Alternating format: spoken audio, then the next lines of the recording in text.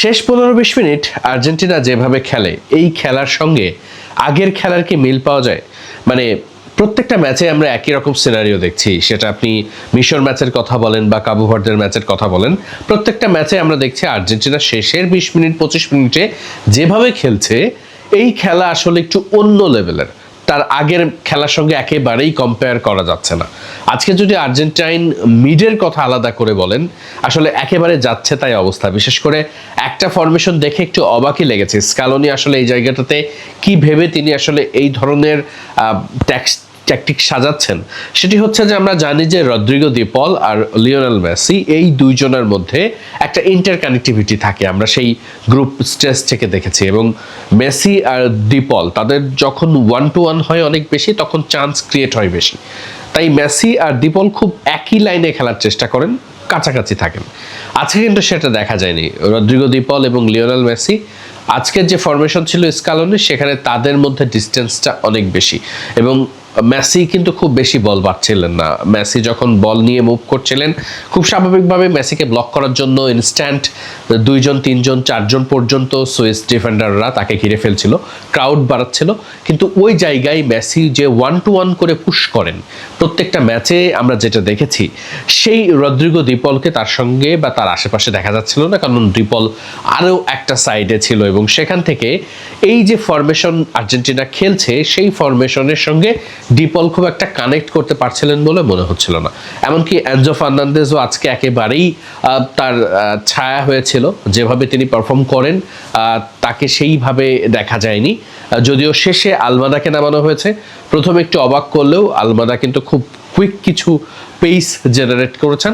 এবং ওই গতি বাড়ানোর কারণে কিন্তু সুইস যে ডিফেন্ডাররা আছেন ওই লেফট উইংয়ের দিকে তারা একটু রাশের মতো চলে যায়। এবং যখন ওই রকম বারবার রাশ সিচুয়েশন তৈরি হচ্ছিল, তখন ওই ব্রেকডাউনের সিচুয়েশন আসে। এবং ওই জায়গাটাতে তারা তখন একটু সামনে অ্যাডভান্স যে ডিফেন্স করছিল, সামনে থেকে তারা একটু পেছনের দিকে চলে যায়, অর্থাৎ যেটাকে বলে লো ব্লক। তো যখন পেছনে চলে যায়, তখন আসলে ঠিক ওই বক্সের বাইরের যে এরিয়া, ওই জায়গা থেকে একটু স্পেস পেয়ে গেছেন জুলিয়ান আলভারেজ। এবং বড় ফুটবলারের আসলে যে কাজ, সেটা তিনি করেছেন। এবং আলভারেজ ওই জায়গা থেকে দারুণ একটা গোল করেছেন। এবং ওই একটা গোলের পর আর্জেন্টিনার যে ওয়ার্ল্ড চ্যাম্পিয়ন এবং তাদের যে কোয়ালিটি, সেটা নিয়ে কথা হচ্ছিল। মানে আমি যখন খেলা দেখছিলাম, তখন কমেন্ট্রি বক্সেও ওই একই কথাই বলছিল, the quality of the world champions. তো ওইটা আসলে বিগ ম্যাচে এই ধরনের গোল কিন্তু অনেক ম্যাটার করে। এবং ওই একটা গোলের পরে যেন আর্জেন্টাইন যে মোমেন্টাম, সেটা আরও কিছুটা ভালো হয়ে গেল। এবং আর্জেন্টিনা যদি আরও এক গোলও বেশি করতো এক্সট্রা টাইমে, সেটাও আসলে অবাক হওয়ার মতো ছিল না, কারণ সুইসরা খুব স্বাভাবিকভাবেই গোল শোধ দেওয়ার জন্য মরিয়া ছিল। আর ওই সময়টাতে আর্জেন্টাইন যে ফিলোসফি খেলার, সেটাও অনেকটা ভালো হয়ে গিয়েছে। এবং লিওনেল মেসি যদিও আজকে গোল পাননি, তবে গোল্ডেন বুটের রেসে তিনি খুব ভালো মতোই আছেন। মূলত আসলে এমবাপ্পে আর লিওনেল মেসির মধ্যে কে গোল্ডেন বুট জিতবেন, এই ফয়সালাটা করতে হলে আসলে সেই ফাইনাল পর্যন্তই অপেক্ষা করতে হবে। কারণ ফাইনালে যে দল খেলবে, সেই ম্যাচের ওপরেও আসলে এটি অনেকটা নির্ভর করবে। আর সব কিছু মিলিয়ে আর্জেন্টিনা আজকের ম্যাচে জিতে ইংল্যান্ডের মুখোমুখি হচ্ছে আটালান্টায়। এটাই আসলে এখন পর্যন্ত আর্জেন্টাইনদের জন্য স্বস্তির বার্তা। তবে স্কালোনি আসলে যেভাবে আর্জেন্টিনার এত বড় বড় নাম মিডফিল্ডে, মানে বড় নাম এজন্যই বলছি কারণ এদেরকে নিয়েই তো আর্জেন্টিনা সাকসেসফুল, তাই বড় নাম বলতেই হচ্ছে। এই এনজো ফার্নান্দেজ, ম্যাকঅ্যালিস্টার কিংবা রদ্রিগো দি পল, পারাদেস দুর্দান্ত ছিলেন। আর একটা নাম আসলে না বললেই নয়, আমি যখন এত নাম বলছি তখন লিসান্ড্রো মার্টিনেজের কথা একটু হলেও বলতেই হচ্ছে। মানে আর্জেন্টিনা যদি আজকের ম্যাচে কেউ যদি আর্জেন্টিনাকে আজকের ম্যাচে লাইভ রাখে, জীবিত রাখে, সেটা হচ্ছে লিসান্ড্রো মার্টিনেজ। তিনি আসলে একের পর এক যেভাবে ট্যাকল করেছেন, যেভাবে ডিফেন্স করেছেন, একেবারে নিশ্চিত গোল থেকে বাঁচিয়েছেন, এটা আসলে অবাস্তবের মতো। এবং একই সাথে তিনি ওই মিডফিল্ডের যে জায়গাটাতে গ্যাপ তৈরি হচ্ছিল, তিনি কিন্তু বল নিয়ে বারবার পুশ করে আগে যাচ্ছিলেন এবং বল জেনারেট করার চেষ্টা করছিলেন। তাই লিসান্ড্রো মার্টিনেজের কথা আলাদা করে বলতেই হয়।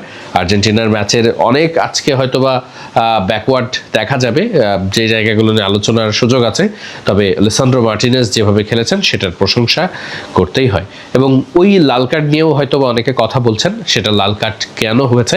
এই বিশ্বকাপে কিন্তু আসলে একটা ব্যাপার জানা রাখা ভালো যে এই বিশ্বকাপে অনেক নিয়ম কানুনে পরিবর্তন এসেছে। আপনি চাইলেই অতিরিক্ত সময় নষ্ট করতে পারবেন না, চাইলেই ইনজুরির অভিনয় করতে পারবেন না, চাইলেই আপনার পায়ে লাগলেও আপনি 1 মিনিটের বেশি মাঠে অবস্থান করতে পারবেন না, এমন অনেক রুলস রেগুলেশনস রাখা হয়েছে। এবং ওই অভিনয় করা বা আপনি নিজেই ফাউল করেছেন, করে পড়ে গিয়ে আপনি অভিনয় করছেন, এই ধরনের ব্যাপারগুলোতে ফিফার খুব কড়াকড়ি নির্দেশনা ছিল। এবং তার যেহেতু আগে একটা হলুদ কার্ড ছিল, এই ধরনের অসচেতনতা আসলে তার করা উচিত হয়নি এবং সেটার শাস্তি তিনি পেয়েছেন। ওই হলুদ কার্ডের পরে 2টা হলুদ কার্ডে একটা লাল কার্ড যেটা হয় সেটাই হয়েছে। এটাই ছিল আজকের ম্যাচ আপডেট এবং আর্জেন্টিনা আর সুইজারল্যান্ডের মধ্যকার ম্যাচের আরও দারুণ সব কিউ পয়েন্ট নিয়ে আমরা অবশ্যই আপনাদের সঙ্গে হাজির হব আলোচনা করতে, গল্প করতে। ততক্ষণ চোখ রাখুন মিডফিল্ডের পর্দায়।